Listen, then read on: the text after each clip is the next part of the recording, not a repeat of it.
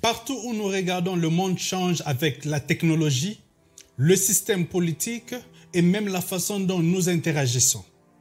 Comment non seulement survivre, mais prospérer dans un monde en changement? Quelle est la sauce secrète du Silicon Valley? Je crois que le secret est de penser comme un entrepreneur. J'ai dû étudier certains des entrepreneurs les plus prospères comme Elon Musk, qui a construit SpaceX et Tesla, les fondateurs de SpaceX et LinkedIn, et des entreprises comme Airbnb. Ils sont curieux, ils apprennent constamment, ils remettent constamment en question, ils surmontent les revers et ils croient vraiment que demain sera meilleur qu'aujourd'hui. Ils sortent de leur zone de confort car c'est hors de la zone de confort que la magie s'opère. Ils se sont sentis à l'aise d'être mal à l'aise. Ils ont pensé, ok, cela signifie que j'ai construit quelque chose d'important. Je veux mettre quelque chose dans le monde dont les gens ont vraiment besoin.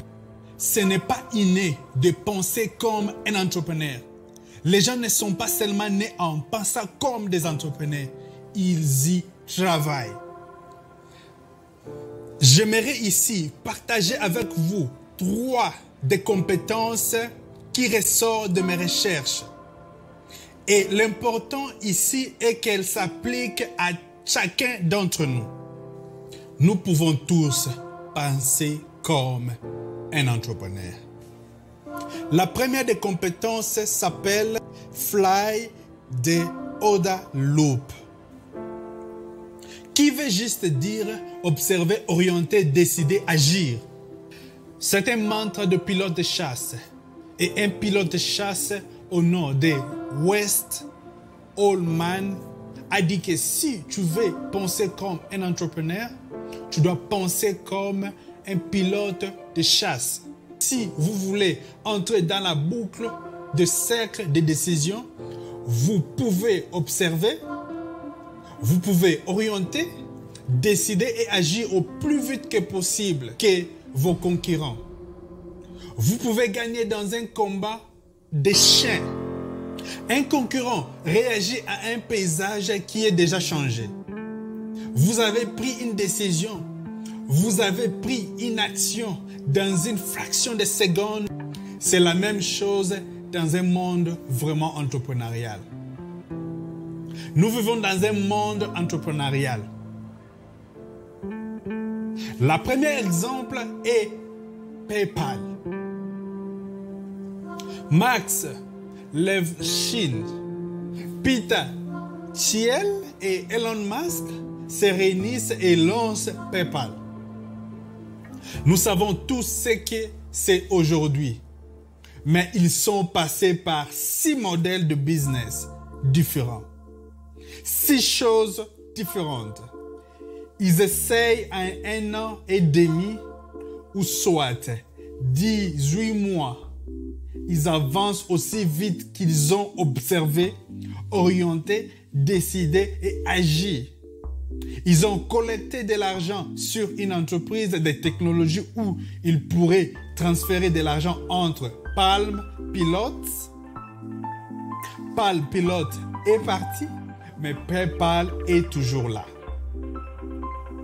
L'une des choses qu'ils ont observées était que les gens sur eBay essayaient d'effectuer des transactions et qu'ils utilisaient ces sites web de démonstration pour prendre en charge le produit rayonnant de toute façon. Alors PayPal a décidé de créer une monnaie en ligne, puis eBay a acheté un concurrent. L'équipe de PayPal a agi plus rapidement à un moment donné. La société de cartes de crédit Visa a tenté de poursuivre une start-up PayPal en disant que vous êtes maintenant dans notre secteur de cartes de crédit. Et ce qu'ils ont fait, ils ont convaincu Visa d'étudier le problème pendant 12 mois. N'étudiez pas le problème pendant 12 mois. Le règle ici, c'est d'agir plus rapidement, c'est-à-dire observer, orienter, décider et agir plus rapidement. Ce que PayPal a fait, ils ont convaincu Visa d'étudier le problème pendant 12 mois. Cependant que Visa étudiait le marché, que PayPal observait, orientait, décider et agir pour gagner le marché. Et ils ont réussi à le faire. Alors, ils vendent à eBay. Maintenant, la chose la plus intéressante est celle qui se passe ensuite. Les 12 à 18 personnes d'origine de PayPal continuent à s'aimer toute la prochaine vague d'Internet. Ils sont des fondateurs de YouTube, de LinkedIn, de Yelp, de Slide, de Dig, de Tesla Motors. Ils ont certainement démarré SpaceX. Ils ont financé 500 Setups. Ils sont le premier argent investi derrière Mark Zuckerberg sur Facebook. Ils ont semé ou investi littéralement dans toute la prochaine vague de technologies. La première chose que vous pensez faire n'est pas finale. Vous devez observer, orienter, décider et agir plus rapidement. Et changer, modifier jusqu'à ce que vous êtes satisfait. Vous devez continuer à avancer. Ce sont des entrepreneurs prospères, mais ils ont absolument traversé des différents cycles de décision. Il s'agit de penser comme un entrepreneur et chacun d'entre nous peut le faire. Et très important, si vous voulez observer, orienter, décider et agir plus rapidement, vous devez avoir une équipe féroce avec vous. Vous avez besoin d'un allié. Il y a d'excellentes recherches qui disent que si vous voulez résoudre un problème seul, vous pouvez le faire. Beaucoup de gens essaient de résoudre des problèmes seuls et votre taux de réussite est d'environ 44%. Si vous avez d'autres personnes partageant les mêmes idées, et beaucoup d'entre nous, nous gravitons directement avec nos amis, alors notre taux de réussite est de 54%. Mais si vous faites appel à quelqu'un qui pense différemment de vous, votre taux de réussite est de 75%. Ce n'est pas à cause de la personne qui est différente, qui vient de l'extérieur. C'est parce que chaque personne améliore son jeu quand nous pensons que nous allons être défiés par quelqu'un qui n'est pas d'accord avec nous, qui sort de la zone de confort, qui défie les statu quo. Nous faisons nos devoirs, nous nous présentons préparés. Nous sommes plus concentrés sur le problème. Nous sommes plus disposés à expérimenter un point de vue. Donc, l'arrivée d'un étranger soulève en fait notre propre performance. C'est quelque chose de très important auquel il faut penser. C'est inconfortable, mais cela nous permet de nous tenir un peu plus grand et faire un peu mieux. La deuxième compétence est que les entrepreneurs qui réussissent échouent sagement. Le fait de penser comme un entrepreneur ne vous épargne à jamais contre l'échec. Le fait de penser comme un entrepreneur ne veut pas dire que vous n'allez jamais échouer. En fait, les entrepreneurs que je fais ma recherche sur échouent tout le temps. Voilà la différence maintenant entre nous, les autres et eux. Ils établissent des ratios d'échecs. Je vais expliquer. Je vais dire peut-être, il va dire, ok, Je base mes recherches où je tente 5 choses, mais je veux beaucoup plus me concentrer sur un de 5 qui va échouer. Et ils vont beaucoup plus se concentrer sur le 1 de l'échec. C'est-à-dire quoi? Ils se focalisent beaucoup plus sur leurs échecs que leurs réussites. Et d'autres vont même plus loin en disant que leur ratio c'est de 1 sur 10. Ils tentent 10 choses, ils échouent 1 sur 10, ils vont se focaliser sur le 1. Parce que pour eux, le 1 là, c'est là où ils vont placer toutes leurs intentions ou intelligence pour ressortir quelque chose de pur. Et ça, c'est ma philosophie. Et je pense que beaucoup d'autres dehors là-bas le font aussi. Mon ratio, c'est de 70, 20 et puis 10. 70% de mon temps, je le place sur mon business principal, mon entreprise principale, qui est Oxano 7. Et puis, le 20% de mon temps, je le place sur mes investissements sur la bourse. C'est-à-dire la bourse, je fais la bourse, les cryptos, toutes ces histoires-là que je fais, les investissements en long terme. Et puis, l'immobilier aussi, je suis en train de voir aussi, et puis d'autres. Le 20% de mon temps, je le mets là-bas, qui sont aussi sont un peu risqués. Et puis les 10%, je le mets sur le trading, du day trading, c'est-à-dire je trade journalièrement. Chaque jour, je place mes trades et là-bas, il y a beaucoup plus de risques. Mais je sais que même si j'échoue ici, je peux récupérer ça de l'autre côté. Là, j'échoue sagement. Et c'est ce qu'ils font. Et dans le terme de trading, on appelle ça le hedging. Même dans le terme de business, les gens qui ont fait le business à l'université le savent. Le hedging, c'est comme ça que moi je hedge.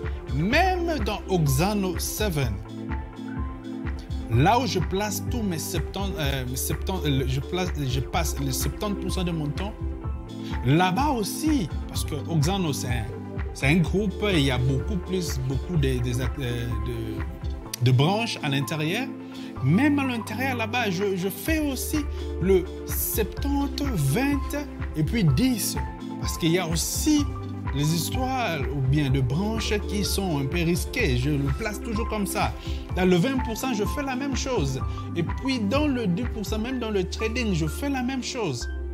Parce que dans mes 20%, il y a aussi du trading, mais je fais le trading à long terme. C'est-à-dire que je peux mettre un trade pour le long terme, pour 2 semaines, 3 semaines, 4 semaines, ou même plus. Je vais garder un trade pour 1 mois. Là, je n'ai pas de pression là-bas. Mais l'autre ici, le 10%, c'est là où je prends beaucoup plus de risques. Et je sais que si je prends ça, je vais réussir. C'est comme ça que ces gens-là pensent et c'est comme ça qu'ils échouent sagement. Pour penser comme un entrepreneur, tu dois savoir échouer sagement. Maintenant, disons que tu échoues brutalement.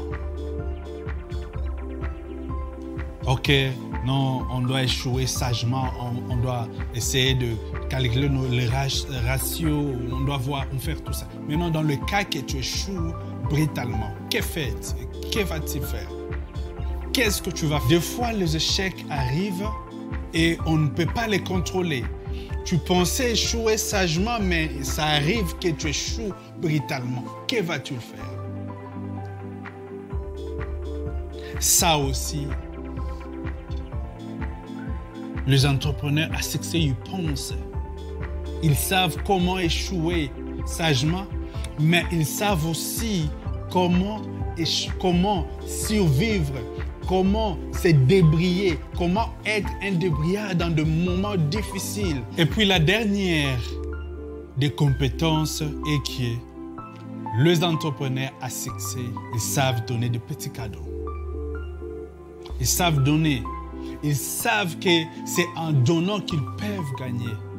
Ils savent que c'est en donnant qu'ils peuvent recevoir. La réussite est aussi spirituelle et beaucoup plus spirituelle. Et ils savent jongler avec ça. Ils donnent de petits cadeaux. Ils donnent. Ils aident les autres. Dernièrement, j'avais suivi l'interview de l'acteur de Black Panther, Boseman. L'un de ses speeches, c'est Denzel Washington, l'autre acteur était là. Et il donnait un témoignage par rapport à Denzel Washington. Il a dit que s'il a pu jouer dans le Black Panther comme acteur principal, c'était grâce à Denzel Washington. Parce que Denzel Washington avait payé ses études quand il était au collège pour qu'il fasse. Il était parmi les gens que Denzel Washington avait soutenus dans un collège pour qu'ils étudient et qu'ils deviennent maintenant professionnels. Et maintenant, plusieurs années après, il a donné ces speeches-là. J'avoue, ça m'avait fait pleurer. Comme c'est magnifique. Ces gens-là, ils donnent. Ils aident les autres à apprendre. Il faut aider beaucoup de gens. Ces gens-là, ils aident parce qu'ils savent que c'est la joie. Le succès, tu peux avoir le succès, mais si tu n'as pas la joie d'aider les autres, tu ne vas pas jouir dans ton succès. Et parlons d'aider les autres, parlons de donner des petits cadeaux.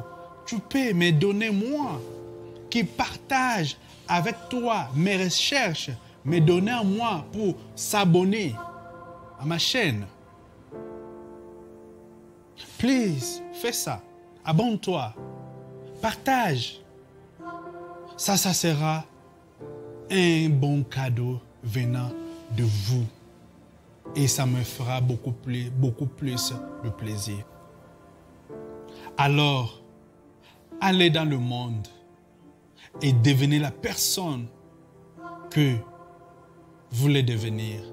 Allez dans le monde et pensez comme un entrepreneur. Allez dans le monde et profitez, faire profiter, utiliser ses capacités pour faire profiter le monde. Je vous aime beaucoup et je vous donne toute ma force. Merci beaucoup. Au revoir.